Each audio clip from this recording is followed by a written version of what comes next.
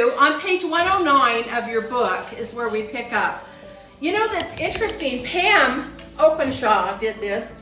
And as I was going through, I'll be honest with you, I probably made this PowerPoint 9 months ago or longer. It's just, I get myself with a PowerPoint and then I bump myself when people want to teach. And so the last time I taught this, do you even know when I taught it last? It could have been February, or it could have been before the Christmas break. So it was last year, you think, huh? Well, then when I did this? Oh, yeah. Okay. So I'm finding that it's already outdated.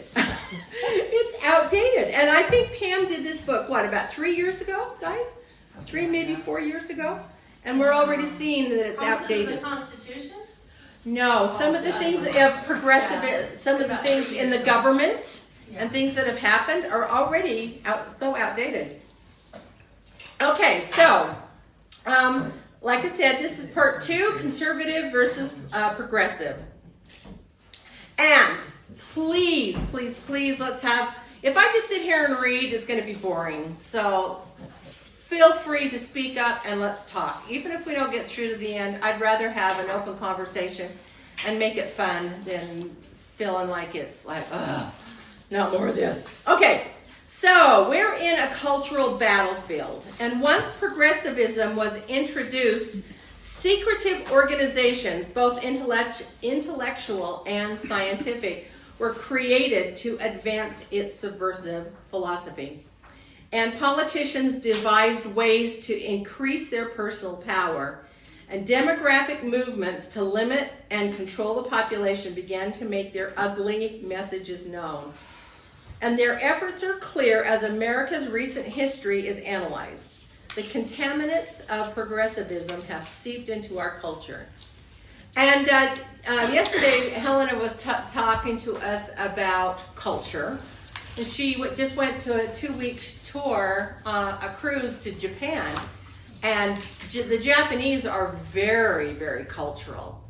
And maybe we can have you talk about a little bit of what their thing. But culture is huge in the way to steer people into a belief system.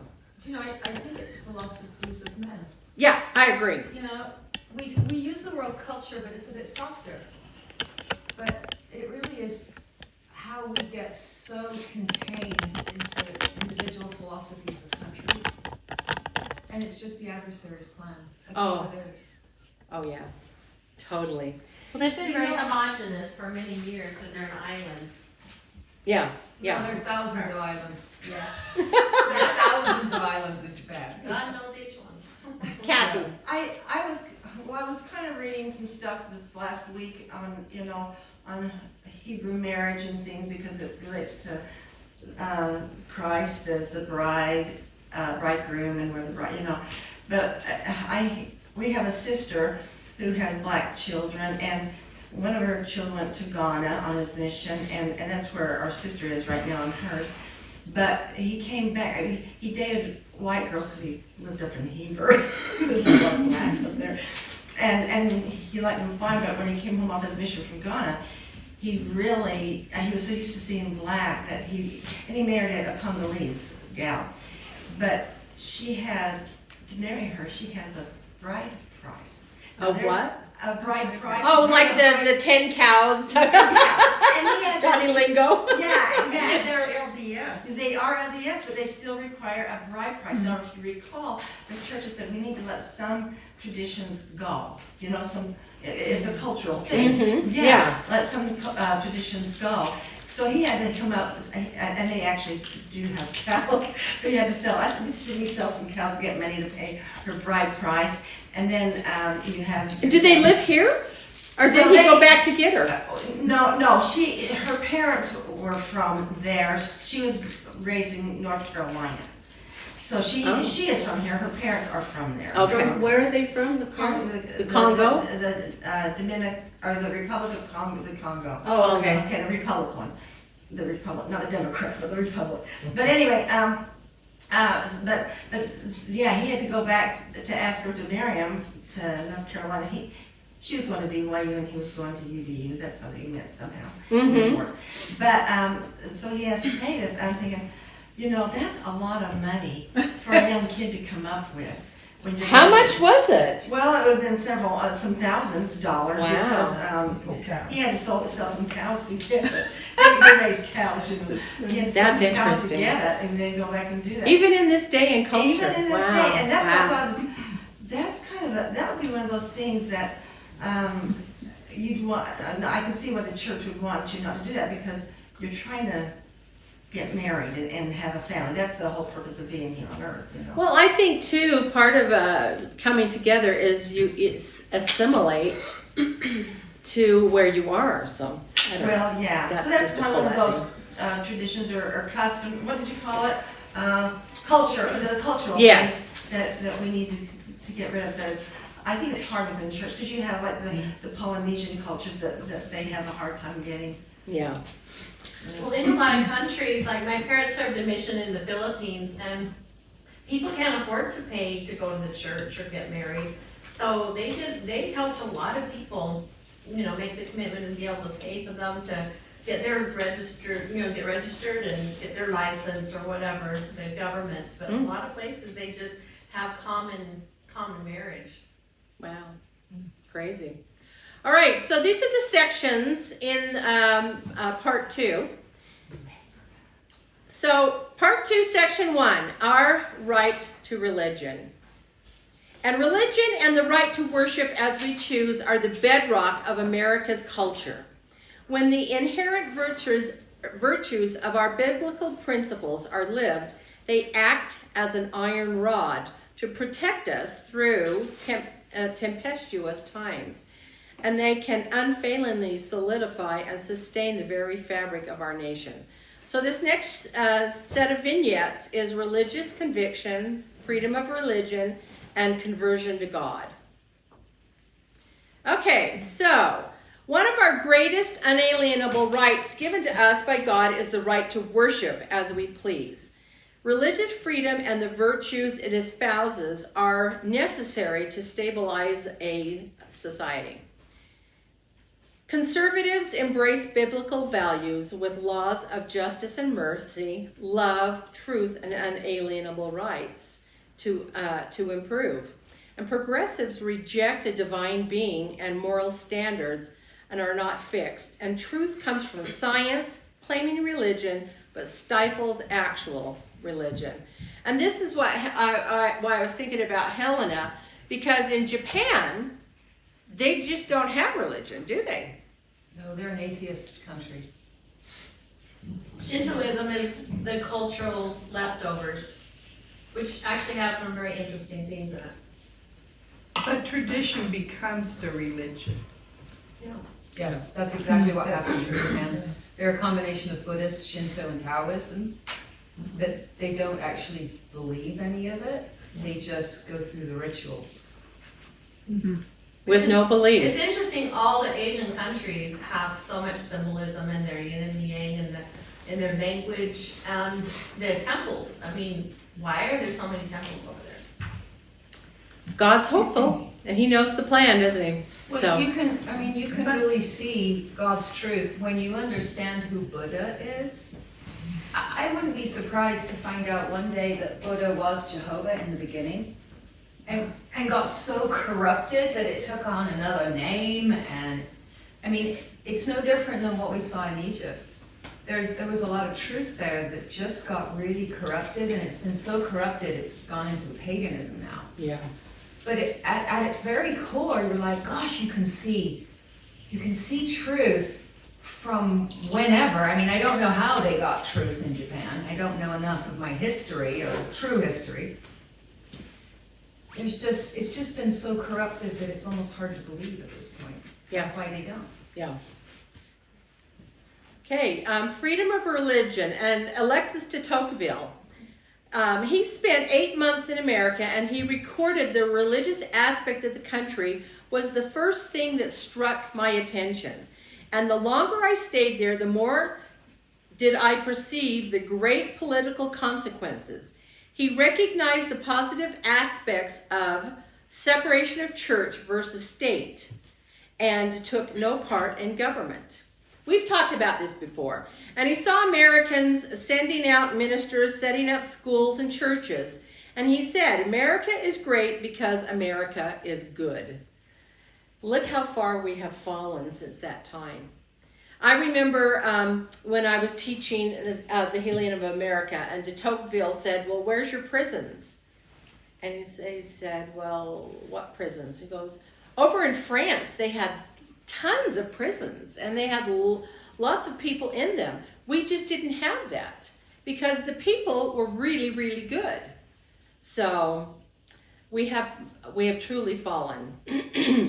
Conversion to God. So C.S. Lewis, he began to question God's existence as he watched his mother die from cancer. Years of atheist teachings in boarding schools cemented his doubts. And with help from Christian friends and 2 years of study, he accepted there must be a God. His personality changed with optimism and happiness and selflessness, and his life became peace.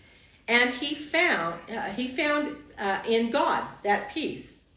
And his writings then became worldwide. And so I haven't read a lot of C.S. Lewis. Has many of you read his writings? Yeah? I have, and I don't understand how you can get the profound level of understanding that C.S. Lewis had with simply 2 years of study. There's got to be more. Yeah. Because we have studied for 2 years, and I don't think we have the level of comprehension that C.S. Lewis has. I don't know where it came from. I mean, He must have had angels. there must have been. There's got to be something divine. Divine intervention. It has to be. Especially when you hear our brethren quoting him so much. Yes. You know that there is a good foundation there. Yeah. Yeah. Well, I know there's been some children's movies that have written of it, and how they're so Christ-based. So. Well, the ancient traditions in England do have Christ coming there in Glastonbury. There's the divine right of kings.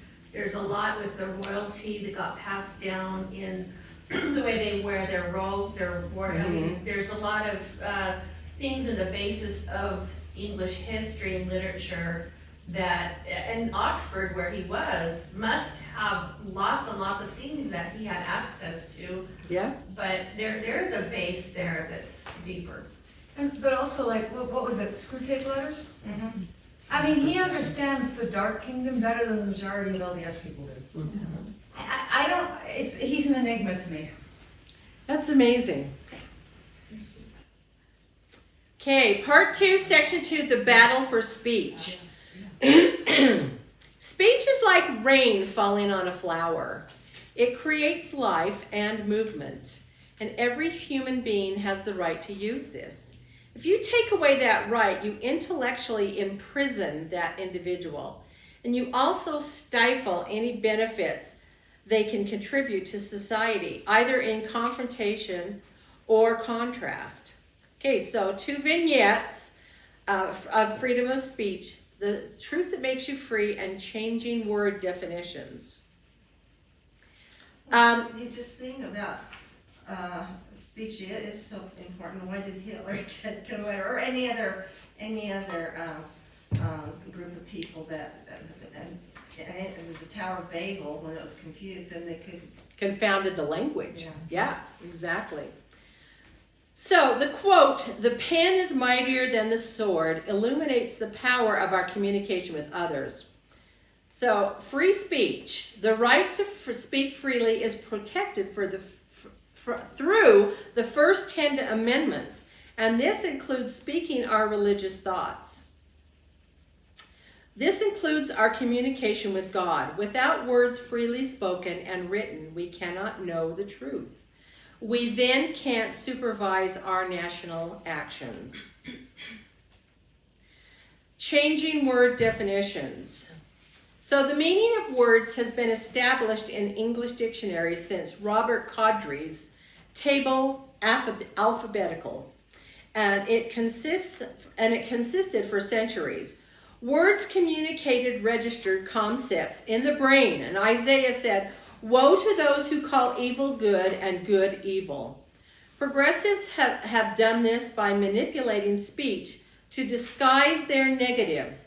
This is an overt attack on rights. Progressive language revision constitutes lying. And we see this every day in our life. And I remember when I first started learning, it was back in 2008 or 2009, and Dr. Kimber was pointing out to us how the progressive worked.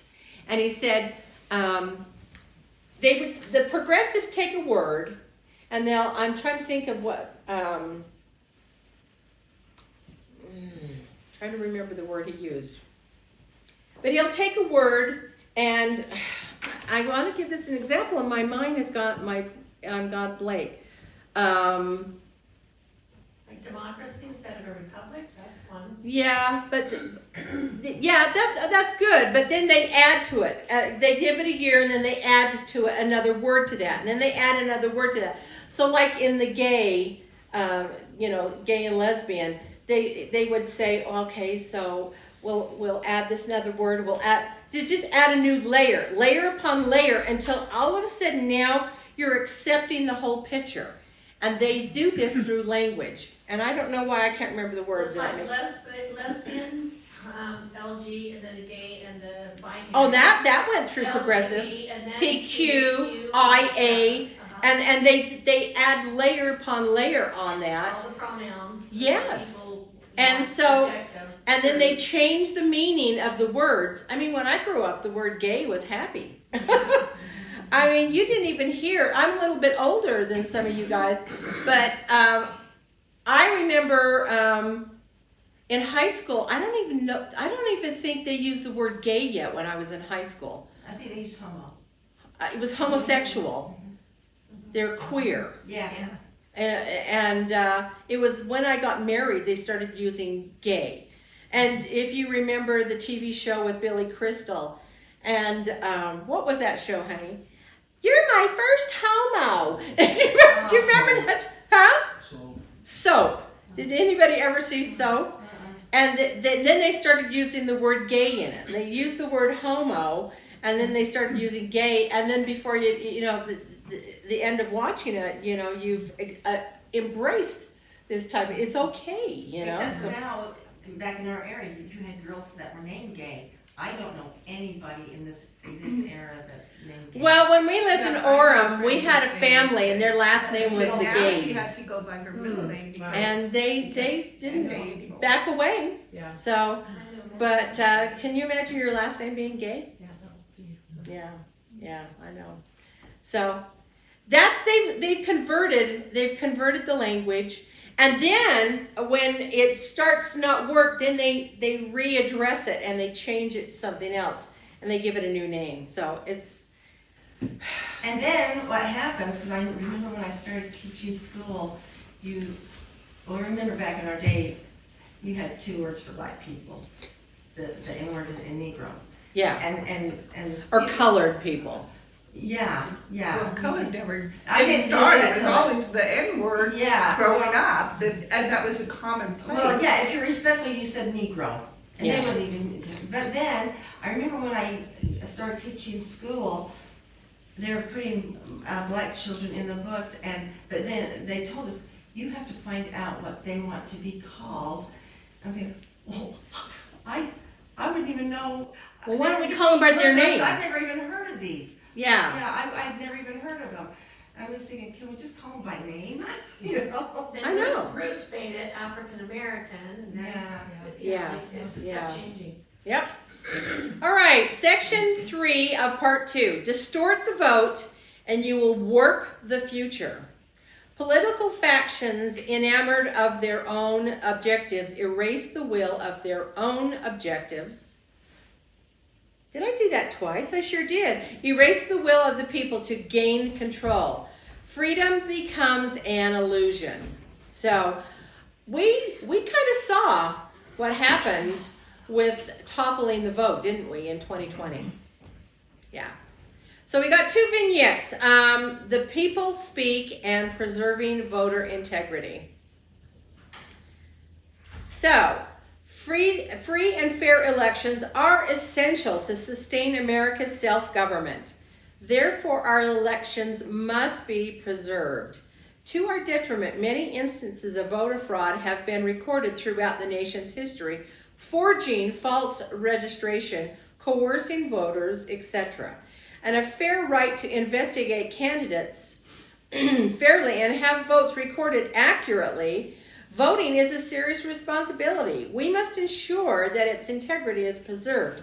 And boy, I'll tell you, we saw so much voter corruption. Remember the 2,000 mules in 2000? And yet we had so many corrupt judges that would not let that come forward. That election was stolen, and we know it was stolen. And we know why. So, because we just got to live it. So, even when she did this book, she was doing the research probably before the election. So, we lived it and we know. I was shocked when the elections came around because I was so afraid they were going to do the same thing again. But when Biden had to drop out and it was Kamala, it was kind of a sigh of relief. I don't think she even had a remote shot. Well, we saw what happened.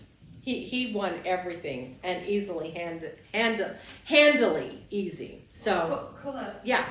last Saturday we had the state convention where we vote for the GOP chair for Utah.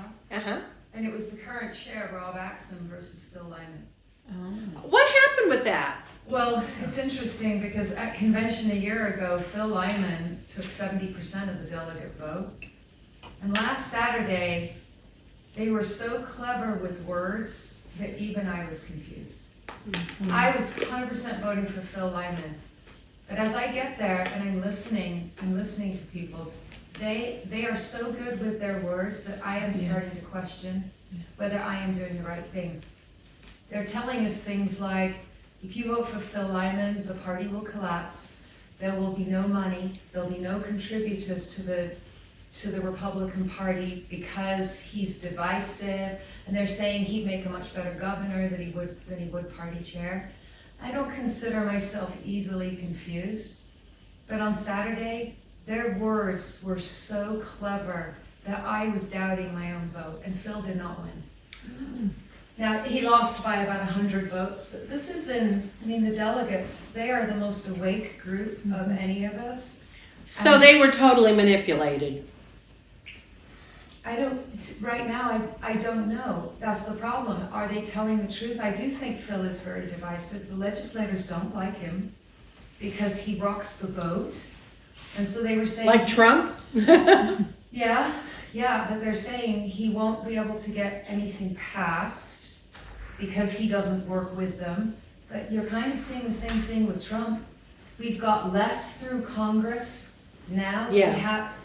We have, so at the face, now I'm back to Trump, at the face, our senators are saying, oh yeah, we'll support you, but they're not. They're not supporting Trump. And so it's just fascinating when you can take the most educated politically group of people and twist them around so they don't know what's going on. That's how clever this all is. Because I'm sitting here today still not knowing if we got the right thing or not. I don't know. And that's not like me. Normally I'm pretty, I've done my homework, I know. And today, I don't know. Their arguments were so solid that it had me all twisted up. That's unfortunate. Because I do like Phil Lyman. I think he, but here's my feeling is when you come at people and you're using fear as a tactic, then I feel like that's the adversary. And that the adversary just manipulated everybody. But I don't know if, that's what I'm saying, is I don't know if it was fear. It might very well have been the truth. Yeah? Our current chair, he seems to be more of a big tent Republican, which is not a good thing. But he's done some good things. What we really want is for him to get rid of SB 54, where they can get signatures. Right. Our state would be in a lot better place if big money couldn't buy their way onto the ballot. So I don't know, I guess it was just really interesting for me to see how you could take the most educated politically people and confuse them. So if the delegates can get confused, there's no wonder that the average citizen doesn't know what's going on. Yeah. It's really very clever. That's unfortunate. And again, it comes down to the language and the changing of meanings. It's scary. Yeah. It is scary. It's scary. Yeah, it is, because you don't really know which way's up. That's unfortunate. I feel bad for Phil. Well, I mean, the other argument they used, and you tell me if this is a fair one, we want him to run for governor again. And then he has to step down as the chair, and that's not fair to the party. But that's 3 years away. Yeah, but you've got to start campaigning in 2 years, and so that's their argument, is he should be governor. Let's get him in as governor next time.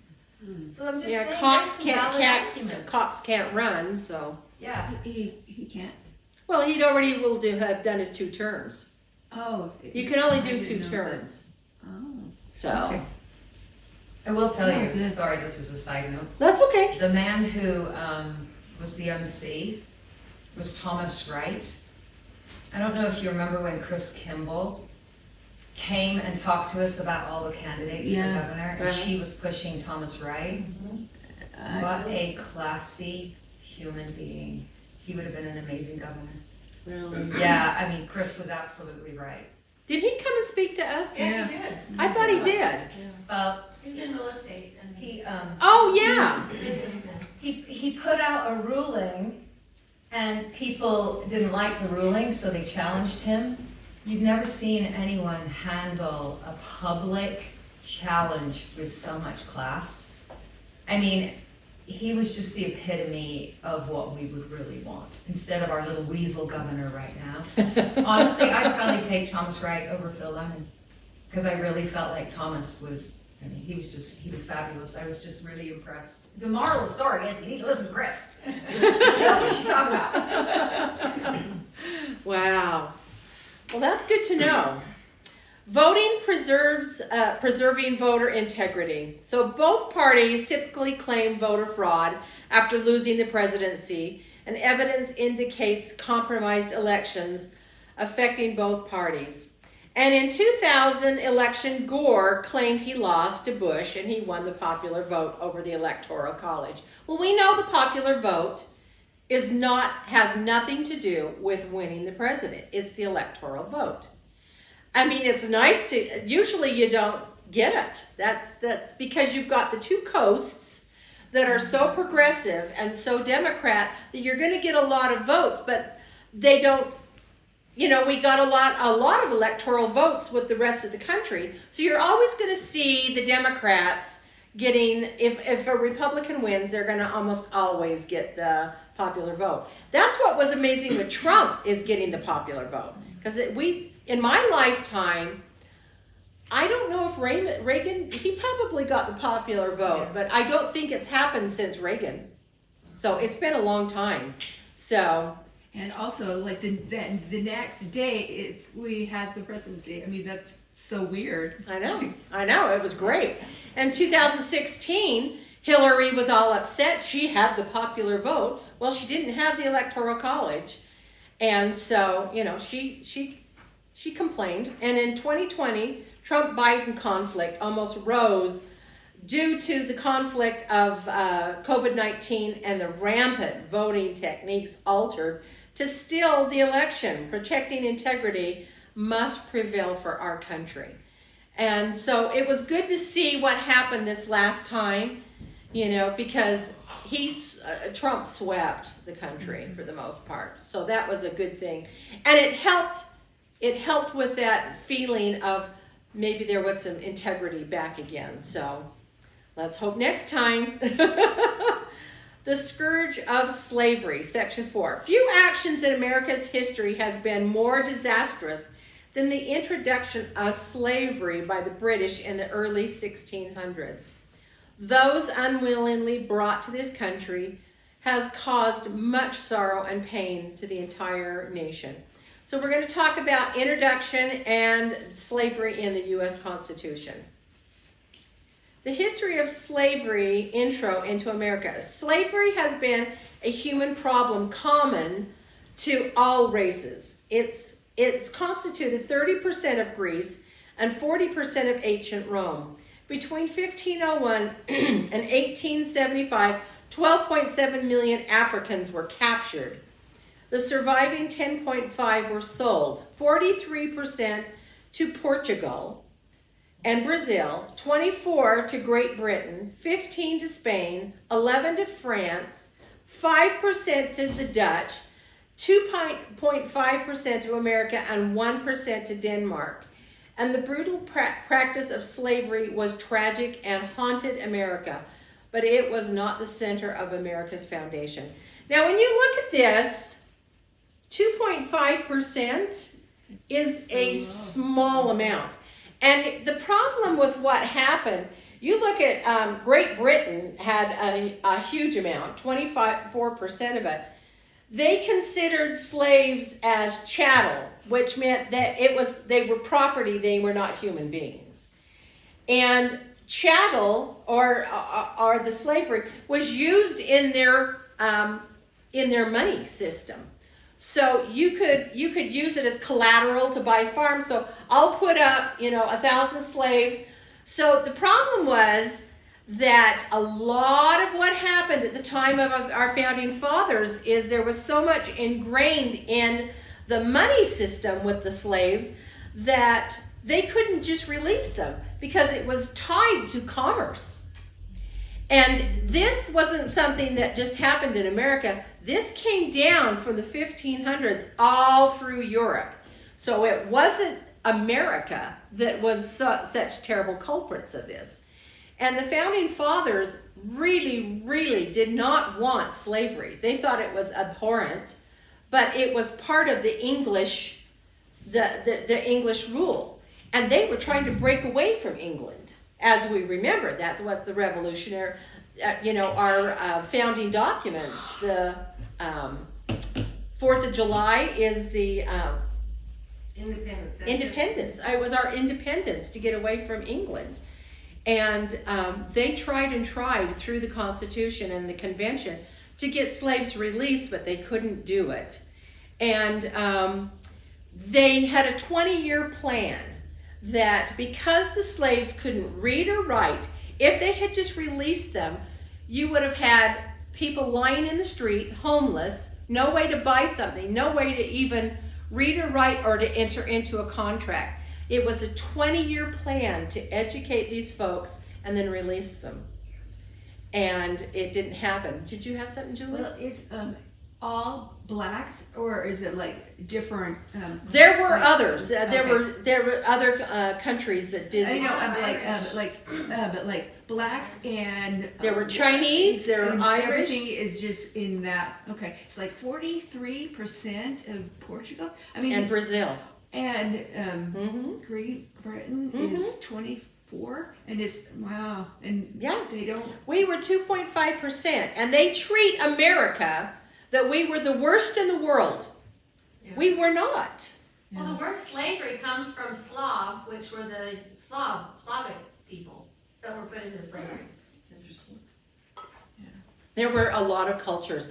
And the thing of it is I listened to Todd McLaughlin this morning. Do you guys listen to Randy Brown and Todd McLaughlin? Yeah.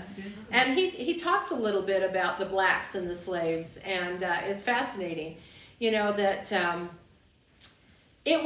it's been the history of the world that there has been slavery. I mean, we know that Jacob and his sons became slaves in Egypt, right? Mm-hmm. So it's not a new concept. And they would have you believe, the progressive would have you believe that this is a modern day problem. And it actually really isn't. Colette, Yeah. actually, I listened to that podcast, and they made a really good point that I've never thought of. They said that every country in the world was doing slavery at that time. Mm-hmm. We are the only country that fought against it. that fought against So it. stop with- demonizing us. With It's Abraham great Lincoln, cause. absolutely, we fought against it. But that's such a great argument that I'd actually never thought of before. Yeah, No one else stood up for the slaves. We did. and yet you would still, we're treated like we did nothing for them. Yes. And it's been taught in the schools improperly, Yeah. and so they believe the lies. Again, this is this is not conservatives. This is the progressive thing. It keeps us at each other so that we are not cohesive. And we were cohesive for a time, but again, it started in. Yes, Julie. Well, also, do you think that like this, like people, like they come through the border, and then they have to have like a slave, and you have to have like A handler? like slaves to like people who are Trafficked. yeah and stuff. Is Slavery's still going on, folks. There's 22 million women and children alone. Yeah, That just- doesn't count little boys or, it's really sad. yeah. Don't So you it's think the big caste boys. system might be somewhat slavery too? Because they try to get rid of caste systems where in those countries over there that if you're down here, you're subservient, you know? The rich versus the poor. Yeah, you The don't have caste the systems, opportunities. pecking orders. Yeah. But we do have slavery today. We are enslaved. I mean, We what are. they did is take the plantation to the cities. We and did. just trapped them in the Absolutely. cities and kept them in this cyclical. They took the blacks and they put them in the projects, and then they throw money at them and try to keep them in the inner cities. If you notice, you always see, even here in Utah, downtown, you'll see a lot more black people than you will in the suburbs. It's just part of their plantation mentality. They herd them in, give them goodies, and keep them under their thumb. And vote Democrat. Vote for us, and we'll give you stuff. And that is just another modern day slavery. It really is. So more and more black people have woke up to some of this. I mean, Trump got what, 25% of the blacks? Something like that. So you are getting some that are waking up. It's still a long ways away, but It reminds me of Pavlov's dogs as you're speaking Yes. of it. Yes. Here's your treat. Yeah. come on, come and get it, come and get it. It's true.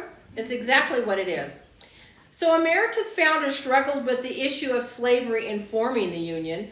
The northern colonies largely disapproved of the practice, and the southerners were divided. And all recognized that its abolition was inevitable. And through the convention process, the founders could not pass emancipation and intended to complete a gradual process, but it failed. It took 55 years from the Civil War to pass the 13th, 14th, and 15th Amendments to the Constitution to give the slaves their freedom. But we did it. And you know what's interesting is after that happened, you saw less and less slavery throughout Europe, and so we kind of were the groundbreaking country to really free the slaves, not only in America but worldwide. Because if America can do it, it kind of looks bad that the rest of the world can do it too. So, all right, Section 5: Government versus Free Market. America's economy has been pulled to and fro since its inception.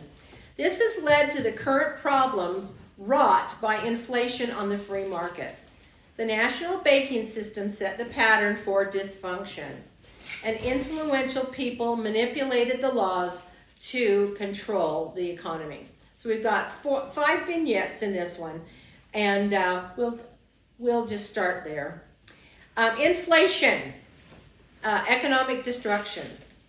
If you wish to destroy a nation, introduce inflation. A sound government demands sound economics, where the cost of all items to be purchased remains stable and manageable for family. Did we not see when Biden went in, all of a sudden inflation took off? This is it is controlled by the government. It is controlled, and they can set it. Trump wants to bring it back down again. He wants sound economics. Money is required to fund programs, and it comes from either increasing taxes or printing more money than causes inflation. One way to balance the national economics is reduce spending. Rising prices is the effect of inflation, not the cause. Schools and universities stop teaching the true nature of inflation. And this is why we've got some problems, why we have so many problems today, is if we're not even educating our youth on the economics. How can they come in and have sound economics not only in their family, but maybe in their businesses, or if they decide to run for government? And I think there are a lot of the government employees and our Congress people that don't even understand the economics. And they think, well, we just got to raise taxes to get more money. And that's not the way to do it. Reagan proved it, and even Trump in his first term lowered taxes, and to get our Social Security and not be taxed. You know, That's not nice. It's That's not logical. Yeah, It's just logical. They don't have any income. I know. Yeah. And then the turnaround and tax it is very unfair because we paid into it our entire life. Yep. And they didn't used to do it. I don't remember which president, was it Carter that started taxing the seniors? I don't remember which president. I should have researched it, but I didn't. So anyway, so I'm excited to see what's going to happen with the big, beautiful bill. So we cross our fingers. We need to cut our spending. And let's face it, when Trump was in last time, he did do a lot of spending.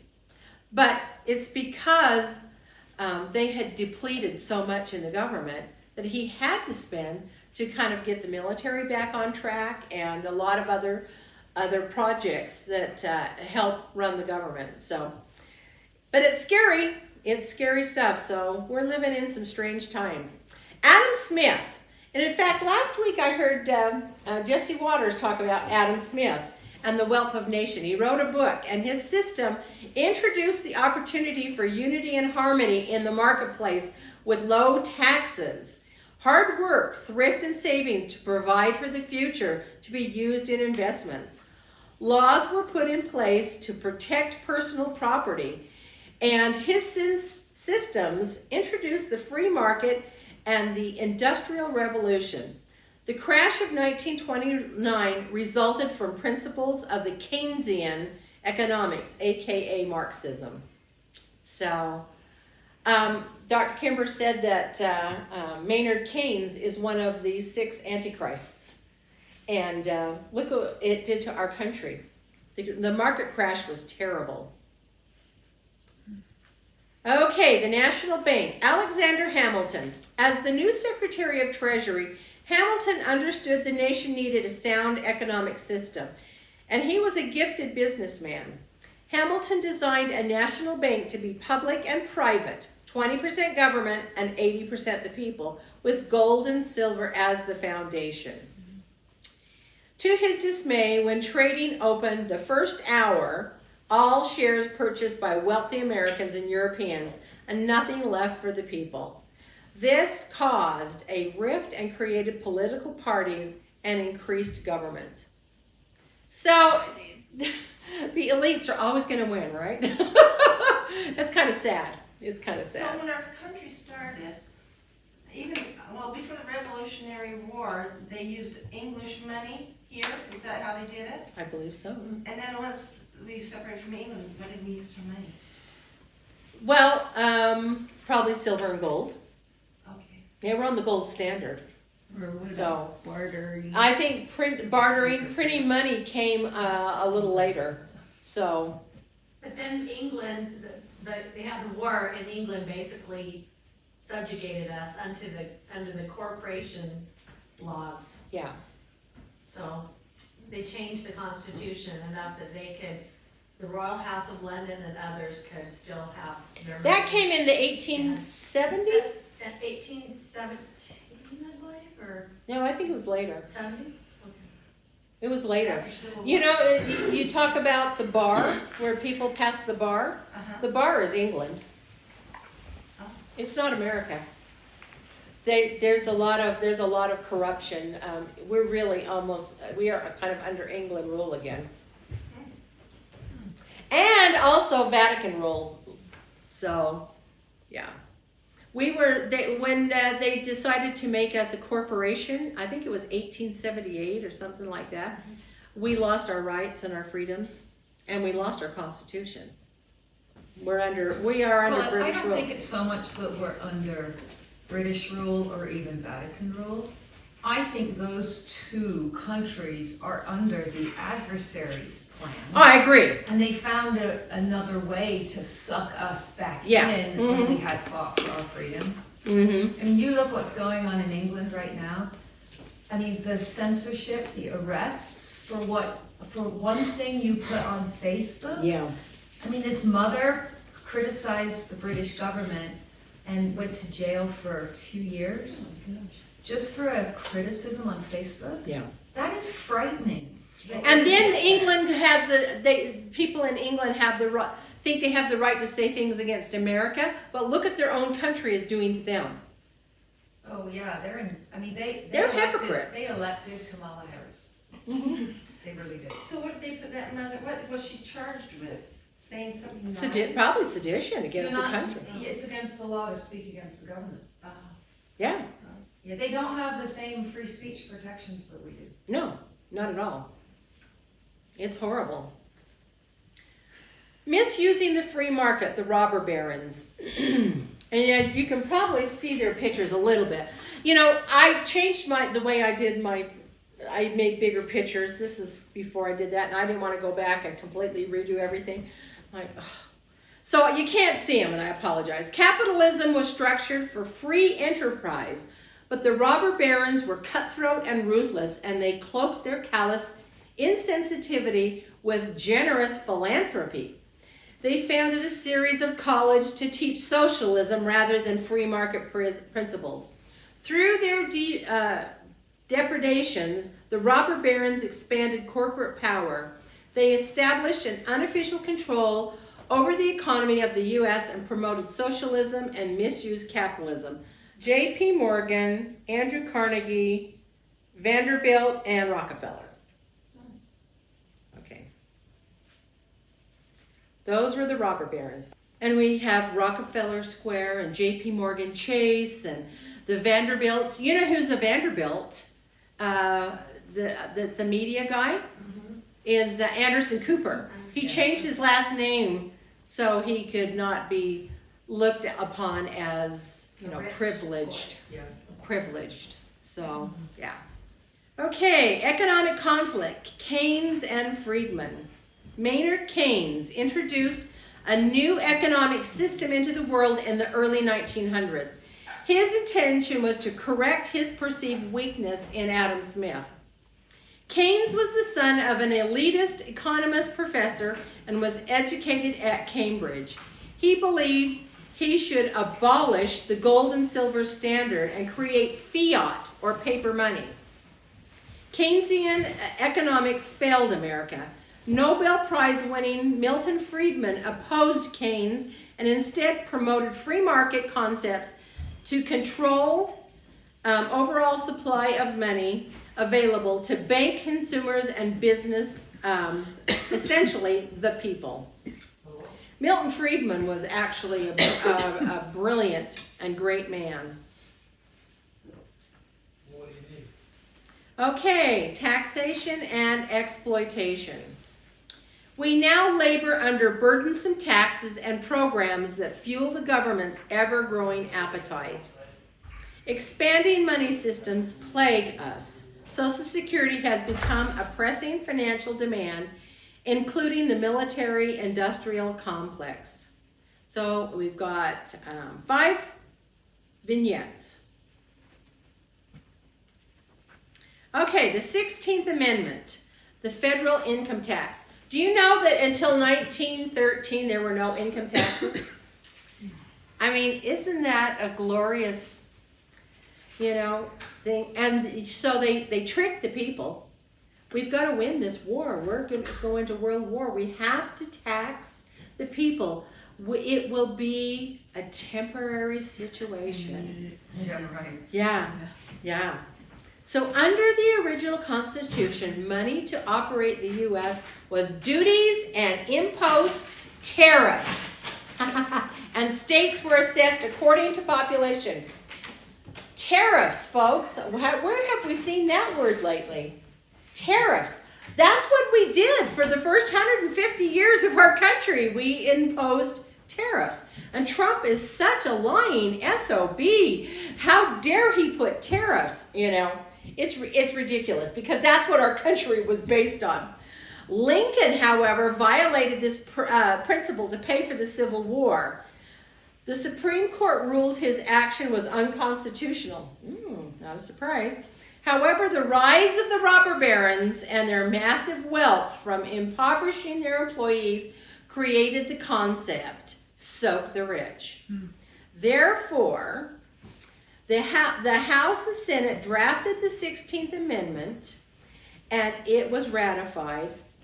And this overstepping bill not only took our money, but our privacy.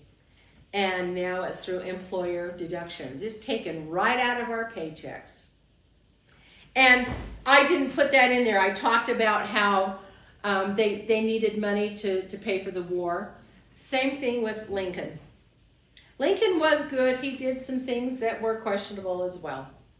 Taxation, bleeding the people. Taxation was provided for us in the Constitution in two ways. The operation of the limited federal government and funding through tariffs and duties. How many of you ever traveled and they said you could buy something and pay the duty? Yeah, I went to Cancun one time and had to pay a duty on something. I can't remember what we bought, but Is that a lot of money? It wasn't a lot. It was a tax. Okay. Yeah, it was a tax that was paid to Mexico. So, because I was buying something and I got to pay a duty on it. Well, that's why now in airports you have your duty-free shops. Yeah. So that you can buy your merchandise at the airport and be duty-free. Right. They raised the price about 3 times. So you really are paying a duty. Because you go and you buy a sandwich and you pay $12 for the sandwich where you can get it for $4, outside the airport. But, that's okay. In 1916, the Supreme Court ruled the Constitution was unconstitutional. I didn't know that. And immediately funds freely flowed into the government. Inappropriately, the government has used the general welfare, now I knew about that, clause to justify taxation, and the government grows rich on taxes while we struggle to pay the farmers with grievances. So, can you believe that? The Constitution was unconstitutional? That's just mind-boggling, but it doesn't surprise me. So it goes back to a play on words. It goes back to the propaganda. Let's re-educate the people. Yes. And spread the lie. Yes, absolutely. Law, plunder, and property. Frederick Bastiat, and I looked it up. That's how you say it. Bastiat. The primary purpose of a wise government is to protect the citizens. Bastiat, a French economist, believed in and taught truth in a conservative manner. He expounded at length on the process of theft by government or legal plunder, the government's seizure of citizens' property. There are many ways they can commit legal theft, which are eminent domain, taxes, subsidies, public schools, welfare, minimum wage, legal protection, and so forth.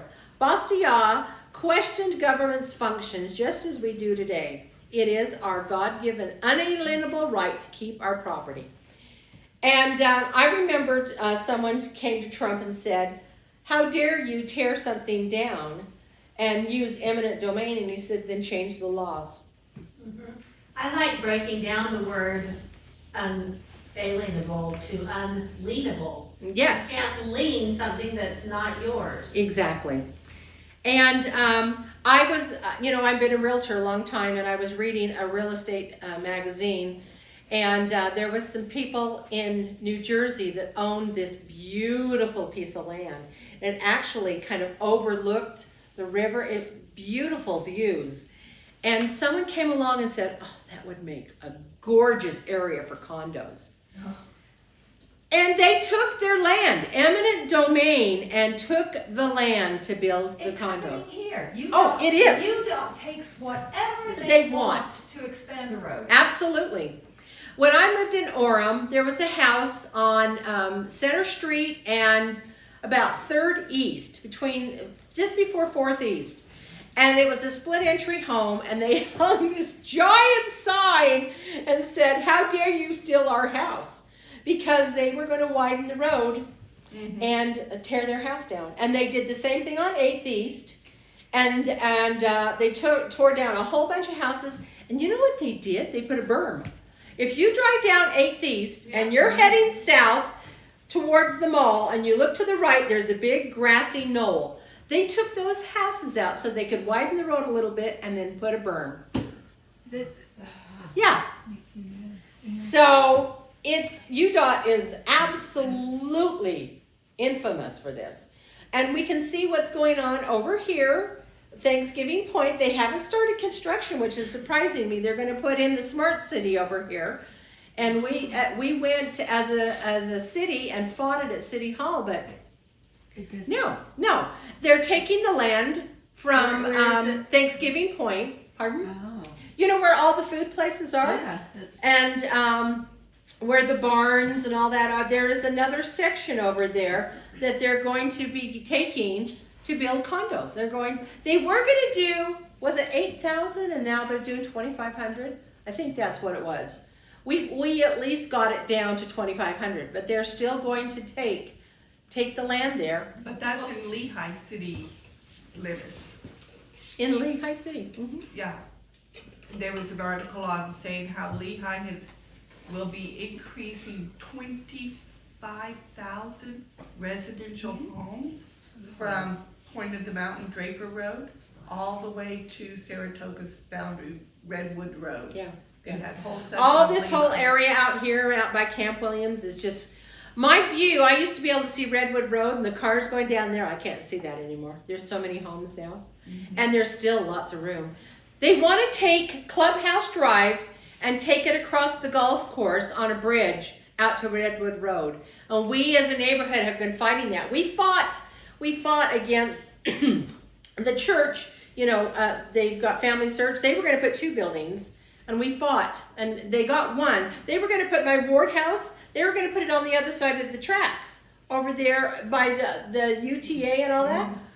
This is the dumbest thing. Let us build our ward house here. So they only built 1 building. We can't have a voice, but they will use this against us. They will take it. The problem you have is you need to start looking at financial donations for your city council. So in Orem, realtors gave 3 of our good city council members $300 for their election. 300. $300.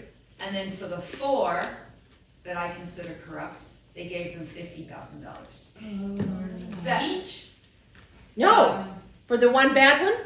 No, that was collectively. So 300, so really 100 each to the 3. And then like 22,000, something like that for the, there was only 3 of the 4 that were running. That is how we should decide who to vote for. You should pull up the contributions form, and if developers are donating to these guys, don't vote for them. That's how you decide who to vote for. Because what happened in Lehigh, they had voted for that smart city before we even found out about it. Well, oh yeah. And then We had no idea. We tried to get involved to stop it. It was too late. It was too late. Already It gone. was too late. Because these politicians, they want the $50,000 so they'll get elected next time. Because then you don't have to put your own money in. Yeah. It's costing a $50,000 per city council seat. Maybe we should have you show us how to do that. At this election? To This see coming where election? the Yeah. donation things are going, so we can, Yeah, it's public record, you can pull it up. well, we just don't know how. So Yeah. maybe if we could do that, we could see who is corrupt and who isn't. And Who's that's taking the money. way to do it. And the problem is they're really sneaky. A lot of these developers own different properties under LLCs, so they don't give $50,000. They give $2,000 and $2,500, all under different names. So you have to take the time to find out, well, who is that company? Oh, it's a development. It's exactly what you're teaching us. Yeah. The whole system is rigged against us. It just is. Yeah. Sorry, I don't mean to be negative, but it just is. No. We need to know that. We need to have our eyes going so we can see what's happening. Maybe in this world, Yeah, and it doesn't matter what they say. Don't bother going to cottage meetings and ask them. They will lie. They will lie. Just go straight to the donations, and it's the fastest way to make your decision on an election. Because here's the thing is, if we do the work and we see what they're doing, we can send out messages to our neighborhoods, our friends, so that we can say, look what's going on. And there's not a city in Utah County, probably in Salt Lake County either, that isn't turned off by hearing developers support them. We've all seen what is happening, and that's the only message you need to put out. This candidate is supported by a developer, and people will be like, no, you're ruining us because of that. Yeah. You know what surprised me was in the last couple of weeks, I was just kind of listening to the news, you know, not paying attention, all of a sudden something caught me when it said, oh yes, we're putting in, it was like affordable housing, all these nice places for people to live because of the cost of housing now, so much young people can't get in. We are taking care of that, and we've got hubs on every, all down the track line, you know. Oh, you mean this? Oh, we're talking smart city here now, yeah. Mhm. But it sounds so good and so casual. I can see how people that don't, That are lulled into that. yes, they don't pay Absolutely. attention. Yeah. The Deseret News did a study of the younger generation, and 96% of them said, I will not raise my family in a townhouse or a condo or an apartment, and if I have to leave Utah to buy a house, I will leave. Can they not see we are chasing away our younger generation? Yeah. It's not the answer. Our younger generation would be fine on small plots with a small yard. I mean, they don't have to have what Colette has. They don't. They want to start her home. They want a Well, this was starter my home. 5th home. I started out the starter Well, home. that's exactly right. We don't That's look what we at things. do. That's exactly right. But they're chasing away. We're going to end up being a very old state, and we won't have any young here But because of this high density. what it opens up to is minority foreigners who come in and take it. Yes, You that's know, the plan. That's been the plan. Did you all know- along. all of the international foreigners that come, may be legal citizens or not, but they're the ones that are taking up all of this space. Yes. And all of these Moving on. lots. These Where our condos, children are a certain living. 20% of them have to be low income. Yes, yeah. Subsidized low income. Well, and part of that saying we will build these lower income homes without garages. So you that won't drive a have to car. drive It's the on the car, you trans have to line. rely on the Well, Yeah. look at community the level system. of controlling, you know? Here they want the Green New Deal and have the kids learn gardening to be self-reliant and all this stuff, and yet they turn around and make it so they can't have a garden. Exactly. And they can't, be self-reliant. I mean, they're just pigeonholing them. Again, it's slavery. Yep. It's slavery. And then you can ask for the goodies, put your hands out and get welfare or whatnot, and that's slavery. So, Colette, I yeah. want to go back to what you're talking about on the screen, mhm. you know, about slavery through taxes. In Japan, Yes. their birth rate is 0.6. They are in real trouble. In 30 years, they're not replacing themselves. So the government of Japan has come up with this brilliant idea to tax the unmarried. There's an unmarried tax. They're calling it the bachelor tax. If you don't get married by a certain age, you're going to get a hefty tax. Well, Russia It is created doing the that problem. too. Russia is coming up with all kinds of dating things and weird ideas and I read a whole article on that. You know on what? their That's birthday. more of a reward. Russia is doing it in a reward. Yeah. Like, if you have children, We'll give you money. this. Exactly. Japan is like smacking you if you don't have children. And yet, if you do have children, you're kept in poverty because it's so expensive. It's I don't know, is it better to pay the tax or I mean, not from a gospel perspective, but from an Yes. economic perspective, you know, I think they want more children. They simply can't afford it. That's the biggest reason in Russia why they don't have children. And then, like my son pointed out, what's the commandment? To multiply and Replenish the earth. And it, like Satan has just taken that He's over. made it so hard though, and I think Heavenly Father understands. I mean, even we're not having the same number of children, No. you know, in the LDS culture because it's so expensive. I think it's a combination. I have got one child where there's 2 income in the family and they're doing great. And then I've got another where there's 1 income, and when there's just a 1 income, it's hard. They struggle. It's tight. They really do struggle. Mm-hmm. I mean, and so, but again, like what the Japanese government created this problem, and so is ours. Our whole society has created it to where they've made women go back into the workforce for a myriad of reasons. Yeah. But then how can you afford a home on a 1 income anymore? You can't. You can't. No.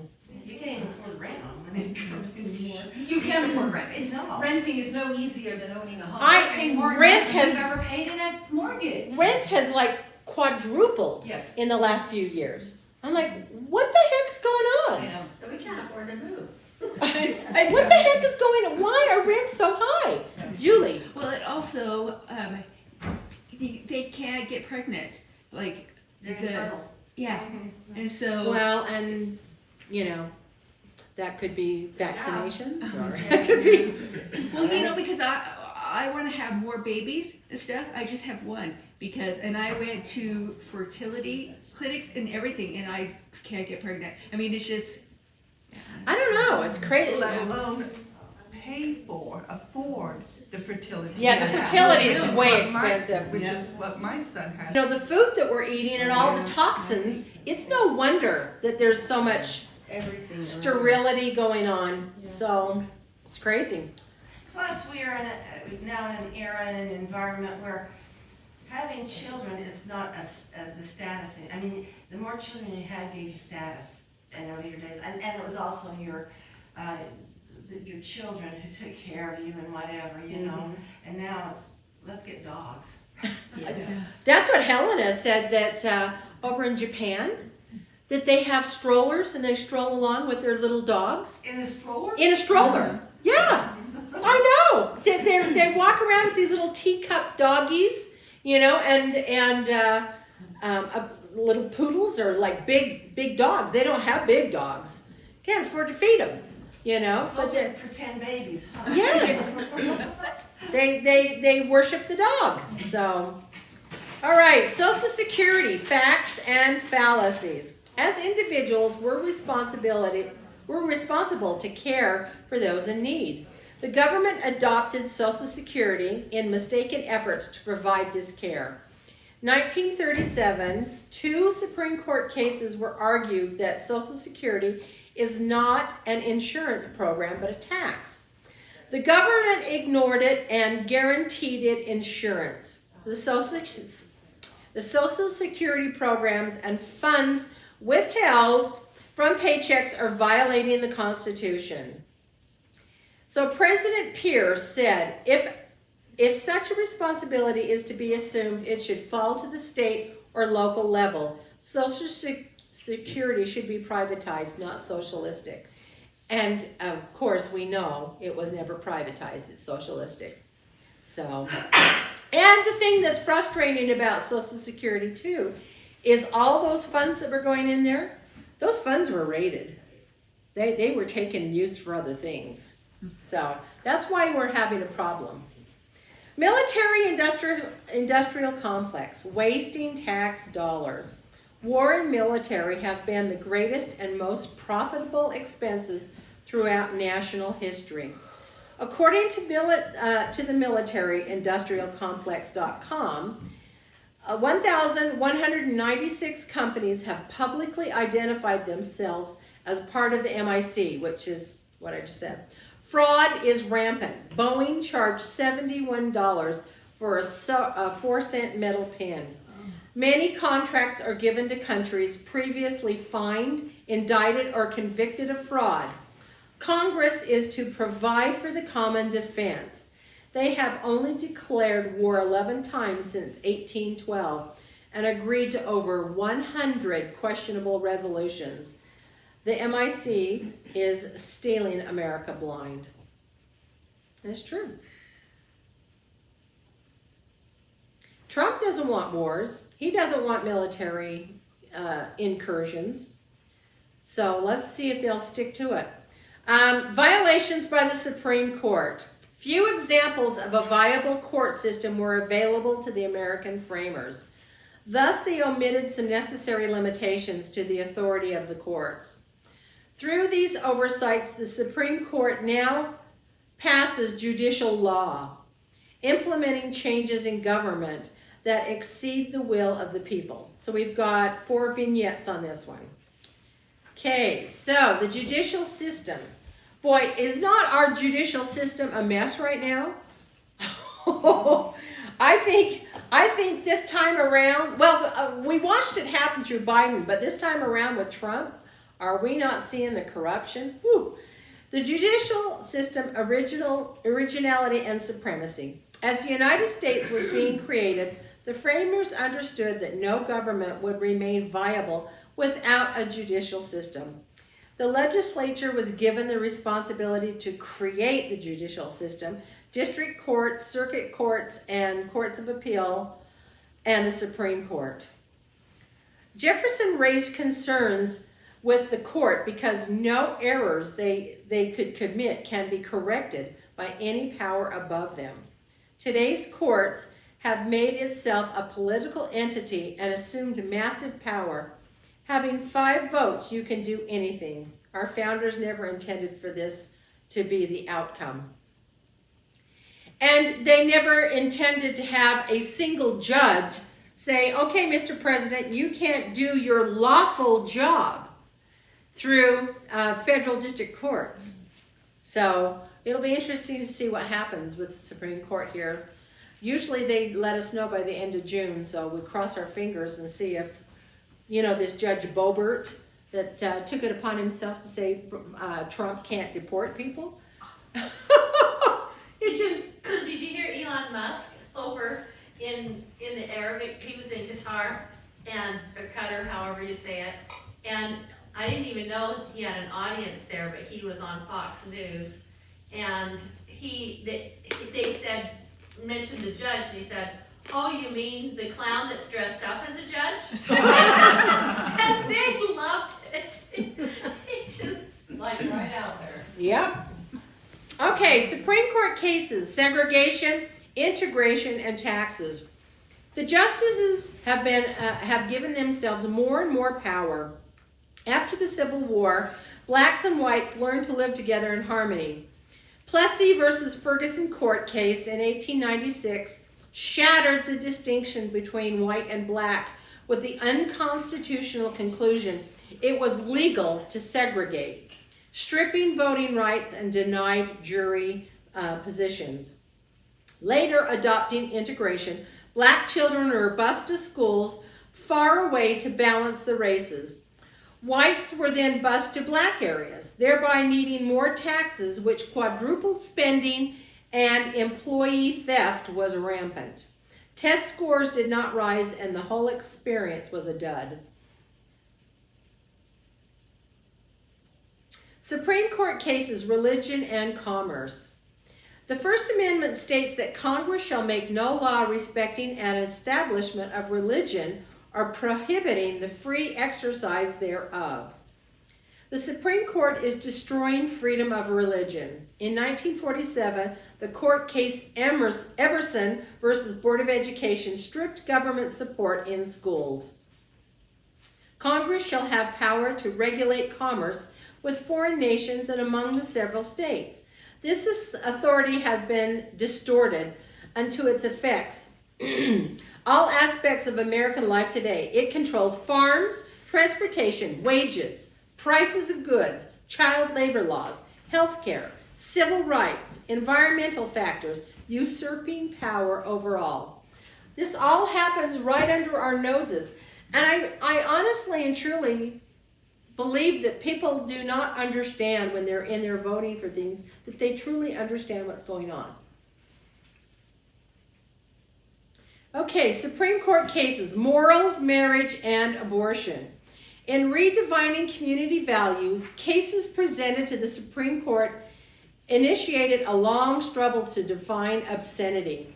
Using community standards in 1973 deemed to be lustful unless it had any artistic, scientific, political, or literary value. Holy cow! And then Roe v. Wade, killing babies. 2015, doing away from conventional marriage, which the court ruled against several times, yet still led to same-sex marriage, invalidating all state laws concerning morality and marriage, giving gay marriage the constitutional right. All standards are obliterated. So they think they're doing one good thing, and it really kind of is a house of cards. It just topples, isn't it? So, all right, truth and falsehood in education. Few social issues are more paramount than the education of our children. Parents stand in the primary role in this process. Over generations, parents have trusted government to step into the control over all education, banning Christian values and leaders. You know what the problem with that is? Most of the parents don't even know the truth. No, they don't. I mean, if we don't take classes like this, we're just teaching the same old garbage to our children. Yeah. We have to educate ourselves first before we can educate them. So our good friends, their daughter-in-law is a school teacher, and I was talking to them about this very thing, and he says, the schools are not bad. And I said, yeah, they are. And he, no, they're not. Schools have always been great. My daughter-in-law, so she sits at home and she teaches online to a small group of kids. She's not in the school. She's not seeing what's being taught out there. And she believes that the schools are good. And I'm just like, you need to open up your eyes. The schools are not good anymore. And he still is under that same mindset that when I went to high school, school was good. Things have changed in 50 years. A lot of things have changed. So we've got 6 vignettes, and we'll go, let's see what we're doing. We're doing So really fast, I was talking to a friend of mine who is in this school and has kids in the high school. They turned in their papers, and of course they turn in their papers in their Chromebooks, so everybody has their own little laptop. Turned in their papers, and 2 of the papers in the class of one particular class came back as flagged AI, meaning the information in it was generated from the AI and was unacceptable. And the parent got really mad. She said, no, my child did the research, did the work, did it all, but why is the teacher not reading it? It went through the computer system technology. So here you're putting it on your laptop. The computer is scanning it and reading it and flagging it as, plagiary, AI, things like that, that even the teacher itself isn't reading. So the teacher isn't even doing the work. And yet here the child is doing the work, so says the mom, saying, I helped him, I watched him, we did the research on it, and it all came back as AI flagged and got thrown out. Wow, So- Nancy. I'm really grateful for an The other 8th grade Nancy. teacher who taught us how to do real research with the note cards and everything. And I just got into oceanography so much and the future of food from the ocean and animals. It ended in 8th grade. It ended up to be like 32 pages. Well, And I think there's only like 7 or 8 required or something. And I mean, I'm not saying that, you know, I was any better, but my sister. Well, something you loved, so you did it. Well, but it really helped me later on, because in college, when I had to do honors thesis type things, every jot and tittle was important. If you got a comma instead of a period, I mean, like, you know, it was technical writing. And all my boys don't like English, even though I was good at it, and they did well to get by, but they are really good at math, you know, and I had to really struggle with that. My sister teaches at one of the top high schools, if not the top, that gets UVU credit, as, you know, they graduate and are sophomores already in college. But she said the kids these days just cannot put together a research paper, or even just summaries of things, like the paragraphs. And they just say it's just so hard. And like, you know, she grew up with one of the teachers that ended up from Provo High teaching with her. And he was like the best biology teacher ever. And he helped teach me that if a teacher is on fire about their subject, I would be happy to learn anything.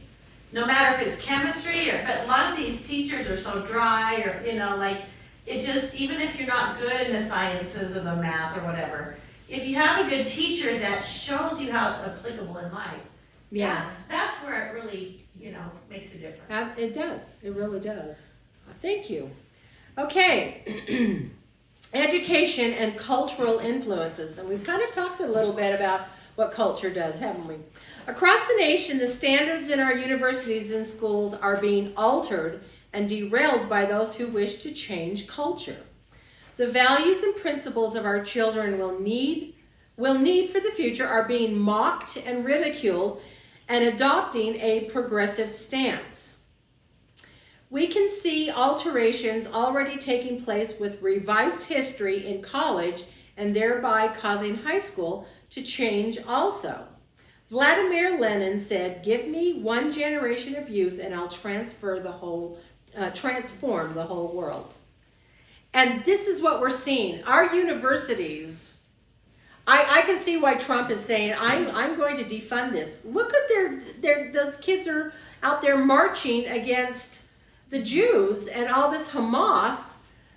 And honestly, I don't even know if they really understand what they're doing. They're just out there storming along with everybody and hold up your sign and from the river to the sea, and it's this woke policies that we've got to fight for. We've got to fight, whether it's right or wrong. They need to fight. And I loved it this morning. The congresswoman that went over to New Jersey and kind of stormed the ice. Is it McIver or something like that? McIver, and they're filing charges against her. I don't know if anything will come from it, but I'm so sick and tired of seeing the left thinking they can just storm places and they can do damage and they can burn cities, and it's okay. Because their cause is the great cause. We do things that are right. Well, no, they've been transformed. Their generation has been transformed, and they're on the wrong side. Colette, Yeah. I once heard a podcast that said one of Ephraim's spiritual roles is to fight for the cause of Christ. So the adversary has been very clever, because that desire to fight for a cause is within all of us. Mm-hmm. He's just switched the cause. Yes. Yes. Yeah. I agree. It's so frustrating. Well, it goes back to you saying, I'm doubting Lyman because of the terminology and the talk and the things like that. We're willing to fight for a cause, but then we're doubting what cause we should fight for. Exactly. Yeah. Well, and then Todd McLaughlin on Stick of Joseph, I was listening to one of those. He said one of the first things we have to accept is that every one of us is deceived in some or many areas. And then you stop and go, oh, where am I deceived? Because you can't see it, because if you could see it, you'd change it. Mm-hmm. Well, I think we would be arrogant if we believed that Satan or his minions were not there every day of our lives trying to influence us. And again, we may not know. I mean, sometimes we take offense over nothing because that little minion saying, be angry. That was mean to you. That was mean, you know, or whatnot. I mean, whatever our weaknesses are. And I'll be the first to admit, holy cow, I wish so many times that I would listen to the Spirit more often and not get angry about something or get my nose in a, how dare someone treat me that way, or, you know, that idiot in that car next to me, how dare they cut me off? You know, we think we're so sanctimonious, but we're not. It's there every day of our lives, and all we can do is strive to have that light in our life every day and to fight through it. Okay, the conservative education, the conservative's perspective. Education builds character. One that values, embraces, and furthers virtue in oneself and others, the culture at large. Education reveals reality and reasoning skills to embrace what is possible and probable and plausible. Education venerates history by past experiences and reveres human nature. Education was to study the classics and the masters. Conservative education prepares students to live productively and well, embracing the past to more confidently into the future. That's what it's about. It's not there to pitch a tent on the university lawn and to break windows and to abuse students who are not of their race, creed, color, whatnot. It's not what it's there for. Upending education. John Dewey. This is another one of the antichrists that Dr. Kimbers said. It is prevalent in our day. So John Dewey, man, he almost lived 100 years. How many of you have heard of the Dewey Decimal System? Mm-hmm. That's John Dewey. And he was a humanist. And he believed, his beliefs leaning strongly towards atheism and encouraged the worship of mankind and science. In today's culture, Dewey's educational reforms can appear as benevolent, with selfish expression and personalized education to build democracy in politics and the general society. He believed history needed changing and values were not absolute. Opposite of Christianity, isn't it? During the 1800s, Dewey's submersion in the humanist movement swept the Western world and has consequently tainted America's children and society. Wow.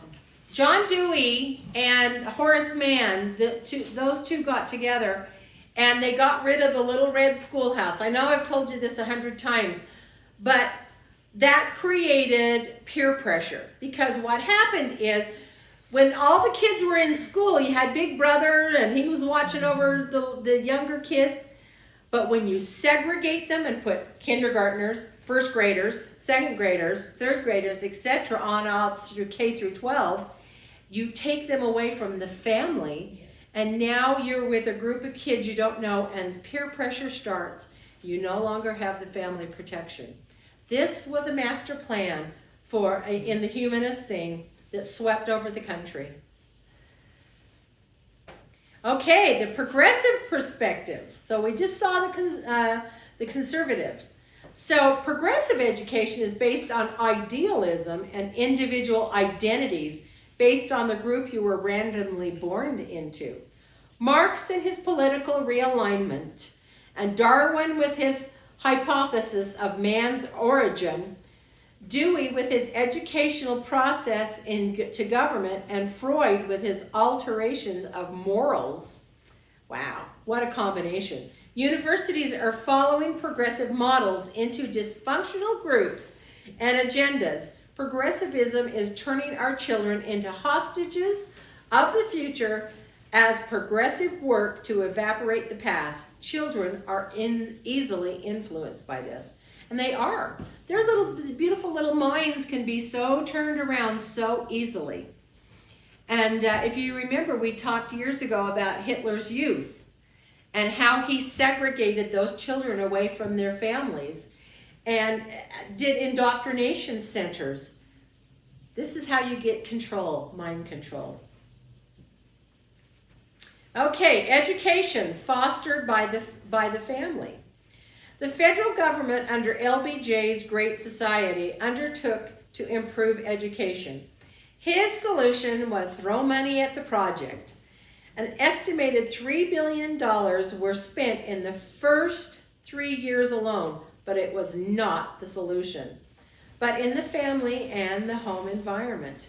Many children being raised in single-parent homes, education usually suffers. Spending tax money does not increase educational capability. It is involvement of those who love the child that makes the difference. In the end, it is parents who convey the desire to learn to their children. How many of you homeschooled at all? Helena, Nancy, anybody else? No? I should. But like now I want to go back and Well, 3 out of 5. It was at one time. It was. It was at one time. Our generation. Our generation, absolutely. It was at one time. It was good. I mean, we learned about our founding fathers. We learned about our founding documents. We learned about civics. I was not withheld any of that stuff when I was a kid. So it happened, I know, in my children's time. Back in the 80s and 90s, they got a hold of the education system and really twisted it. So money doesn't do it. It doesn't. Are we teaching reality? In today's world, let's see what time. Many of the ideas presented in modern education violate reality and plant fear. Religion originally stood at the heart of education, leading to a stable system of instruction. Renowned scientist Albert Einstein once observed, "Science without religion is lame. Religion without science is blind." And now CRT twists a history to promote the condemnation of Caucasians. Education now embraces gender issues to encourage changing biological identity. And education prepares for the future when it's true. So isn't it interesting? Trump came out and said that he did not want transgender boys in girls' sports. And he even came out and signed an executive order. And yet, are we not, yesterday, big controversy in the news again. Another boy came, won a bunch of different events. I don't know what state it was. Steve, do you remember what state it was? Was it California? Was it California? And stands there. The girl that took second place went and stood on the podium in the first place. They were taking pictures because it's not fair. This is not fair. This is ridiculous, and something needs to be done. And even executive orders are not turning these twisted people's minds. It's sick. And then the parents of this boy said, "This is fair. My daughter won fair and square." Well, I'm sorry, he's not a daughter. He's not a daughter. And I don't understand the corruption. And when you went to England with your mom, didn't you see trans stuff everywhere? Didn't you see trans flags? And No, it was the surveillance that I saw everywhere. Mm. I mean, they have the trans issue. It's as big as it is here. Yeah. The surveillance is bigger there than it is here, and there's signs everywhere that you're being watched. It's crazy. do you think like if when he's out of office and stuff, do you think the Democrats will come back and he's gonna have more? I don't know. It's just a little bit scary. The talk is that so much of the country went the way of conservatism that usually that's a wave that continues the ride. Mm-hmm. So I don't know if Marco Rubio or Vice President Vance will run for president, they'll have a much better shot. The Democrat Party is kind of in disarray right now. And unless they can find someone that's absolutely brilliant and stunning, they're going to have a harder time. I'm not saying it won't happen, but I think they're going to have a harder time. So, but we're going to see in a couple of years, we're going to see an antichrist. Who's gonna make the Democrats look good? Mm-hmm. Yeah.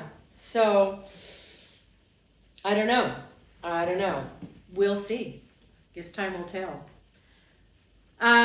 Welfare dependence. Again, we talked a little bit about this. The welfare program has evolved over the last 200 years, providing a glaring example of government taking over individual responsibilities. Early welfare approaches were for caring for the needy, encouraged and individuals to change their behavior. But modern welfare created a culture of government dependency. So we've got 3 vignettes, and we'll talk about those. Okay, welfare has been commandeered by the progressives. It's just all there is to it. We saw all these illegal aliens coming in, and the government was feeding. You look at the little church there, they were feeding hundreds of millions of dollars to churches to set up and pay for hotels and food and so forth to house the illegal aliens. And the churches gladly took the money. All right, first we're going to talk about conservative welfare practiced in America's early years. Address the need for individuals to work and provide for themselves. Welfare came from churches and community organizations. Church efforts diminished and the federal government gradually took over, creating a progressive welfare system. In the 1960s, recipients were encouraged to take all they could get. In the 1970s, no shame was implemented. Single moms need not work, and the welfare rolls increased substantially, crossing over into eugenics and abortion, progressive principles, and fostered dependency. Now, they said that that if women would continue to get pregnant and have more and more babies, that would up their dollar amount that they would get for welfare. And they said that, I saw a thing a number of years ago that women were getting as high as $50,000 a year or more just by being on welfare through their benefits and housing and funds they were receiving. So we as taxpayers were paying to have them sit home, have babies, not marry, live with men, and end up, a lot of them, women would get on drugs and You know what though, Colette? You know what's happening now? Now the government is telling our women, go into the workforce, don't have babies, you work so that the illegal immigrants can stay home and have babies. Yeah. That was Hillary Clinton just this week. She was caught She sure saying did. that. She said, don't listen to the patriarchy, That's just terrible. Yeah. It's terrible. So, and this is what they believe, though. This is them. This is the Progressive Party. The genocidal spirit and a Jezebel spirit. Yes. And she is, according to Jonathan Hahn, she is Jezebel. Welfare, those who benefit. 4 main groups formed the genesis of today. Inappropriate welfare. Nancy Eisenberg, author of The White Trash, targets the eugenics movement of poor North Carolinians, unintelligent mudsills needing welfare. Oh, that's nice. Sounds like she's a Hillary Clinton type of person. Let's say bad things about them. Cloward and Piven. How many of you remember hearing about Cloward and Piven? Yeah. Glenn Beck's talked about them a lot. Cloward and Piven, regulating the poor, consisted of African Americans creating permanent welfare to provide for their welfare and their families. Marvin Olasky wrote The Tragedy of American Compassion, reporting on alcoholism and drug abuse, creating welfare dependency due to unemployment.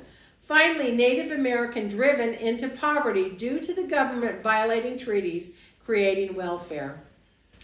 And the Native Americans have really been abused. It's a sad, sad thing. Well, I brought up the pattern before that the way they got into the Jewish communities was they paid them informants. They paid their own people as informants and overlords. And they did the same with the Native Americans. So they're trying to turn all of us against each other through COVID. Look what it did in the churches as informants or in schools, you know, everywhere. Okay, Section 10, abortion abomination. The progressive Roe v. Wade Supreme Court decision of 1973 authorized the killing of what has now targeted approximately 64 million unborn babies in their mother's wombs. The deaths of these innocent children are deeply disturbing to most American conservatives. Now, when she did this, I don't think Roe v. Wade had been overturned. So this is kind of old news. I heard on the radio this morning that we are losing the abortion. Ever since it was so put back to the states, there are more abortions now. Wow. Wow. I'm not surprised. So, a friend of mine, she was a title escrow officer, and we'd go to lunch all the time. And she was married to a black man, and we were talking about abortion and Margaret Sanger. She'd never heard of Margaret Sanger. And I told her, honey, she hated the blacks and she wanted abortion. Abortion was to kill the blacks. Yeah. And she's like, really? I said, yeah. She had no clue. And I don't think most black people know this.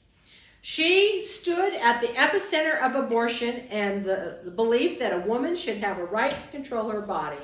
She was a firm supporter of eugenics, controlling selective breeding, segregating girls or women who had mental disabilities or feeble-mindedness during their reproductive period, preferably sterilizing them.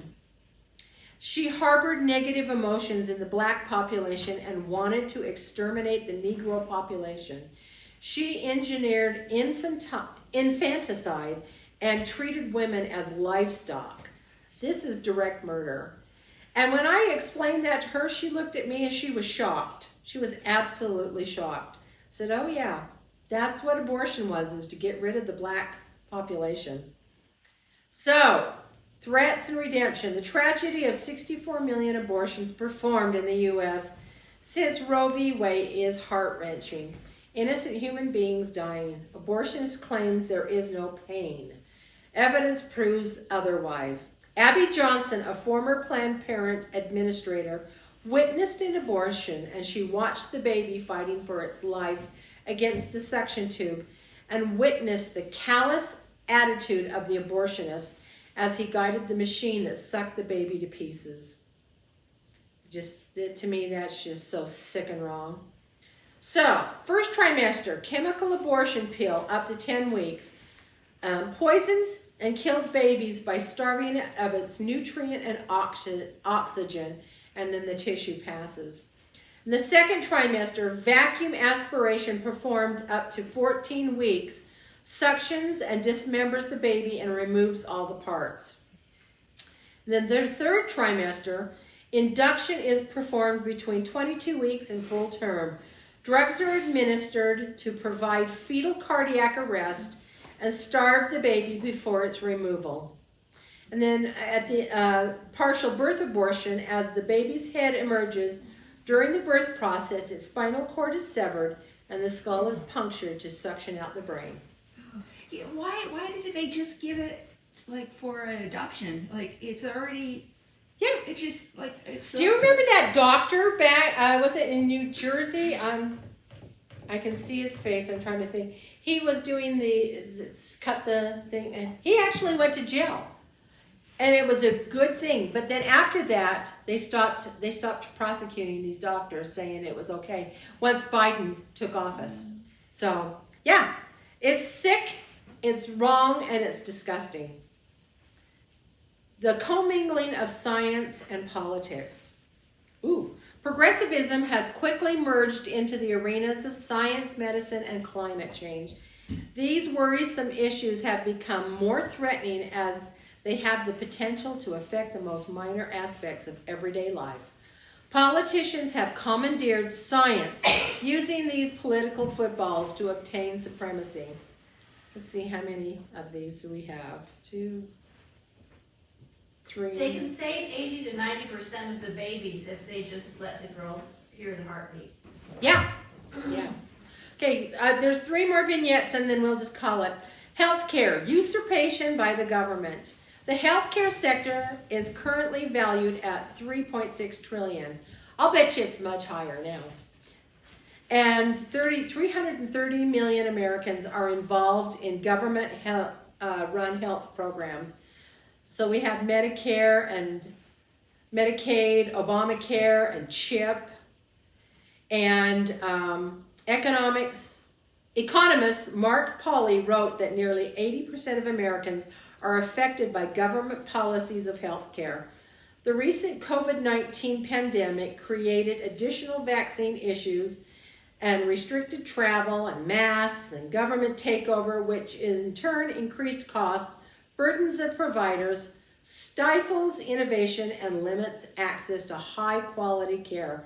Government involvement needs to be taken away. We all know this. I mean, years ago, when I had my knees replaced, it was like 21 years ago, and I was under United Healthcare, and it paid for most everything. I think I had to pay, $2,000? And my needs were like $66,000. And it paid for a gentleman to come to my house to do my physical therapy, because I did both knees at the same time, which is stupid. Dumb doctor. But also I had a bed and a porta potty in the room and stuff. And I paid $2,000. The health care was so much better. So much better. And the more and more we let things get meddled into there, it is just ruined.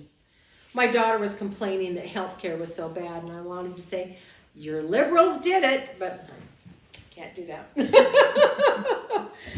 Earth's weather is constantly changing. Climate alarmists misrepresent these changes. Activist Greta Thunberg stated, "I don't want to be hopeful. I want you to panic. I want you to act as if the house is on fire, because it is. We are being made to feel guilty for natural occurring changes on the earth. Reactionaries wail that our lifestyles are permanently changing Earth's environment.